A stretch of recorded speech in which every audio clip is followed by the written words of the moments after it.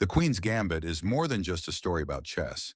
It's a poignant coming-of-age drama that follows the life of Beth Harmon, a chess prodigy navigating addiction, trauma, loneliness, and the pressures of genius. Set in the 1950s and 1960s, the series explores themes of gender, obsession, and identity, all through the lens of one woman's rise in a male-dominated world. With elegant cinematography, compelling character development, and emotionally rich storytelling. The Queen's Gambit is both an intimate character study and a powerful narrative of resilience. The story begins in a tragic setting. Elizabeth Beth Harmon becomes an orphan at the age of 8 after her mother dies in a car accident. She is sent to Methuen Home, a Christian orphanage for girls in Kentucky, where she is introduced to tranquilizers, a common practice at the time to keep children docile.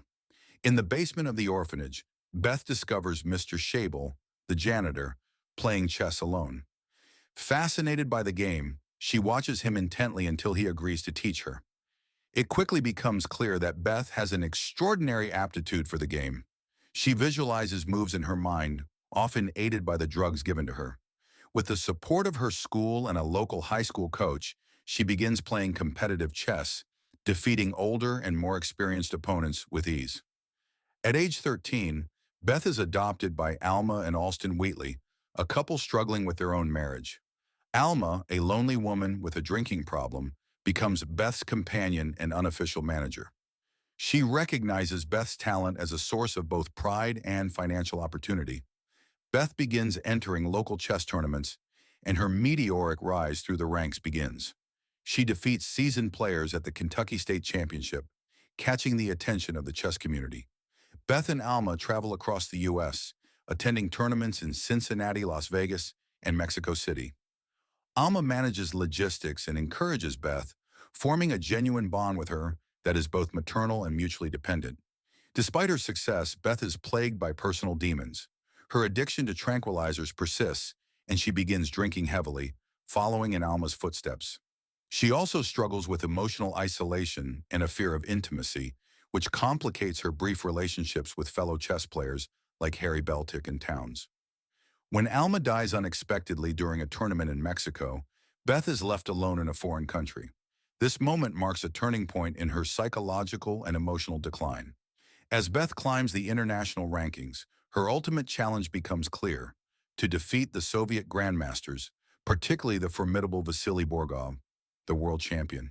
The Soviets are portrayed as strategic, composed, and relentless, contrasting sharply with Beth's raw, emotional, and instinctive style. Her first match against Borgov in Mexico City ends in defeat, exposing her unpreparedness and mental fragility.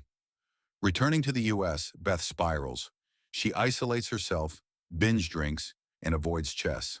The weight of fame, unresolved trauma from her mother's death, and her addictions catch up with her. She sabotages herself professionally and personally. One of the most powerful episodes of the series shows Beth alone in her house, intoxicated, surrounded by trophies but emotionally empty. Her victories mean little without connection or purpose. A visit from Jolene, her childhood friend from the orphanage, rekindles her strength. Jolene provides financial and emotional support, reminding Beth of where she came from and what she's fighting for. With renewed focus, Beth travels to Moscow for the prestigious international tournament. She is now sober, focused, and backed by a support system, including former rivals like Beltic and Benny Watts, who help her prepare. In Moscow, she plays through a grueling series of matches, displaying both her tactical growth and emotional maturity.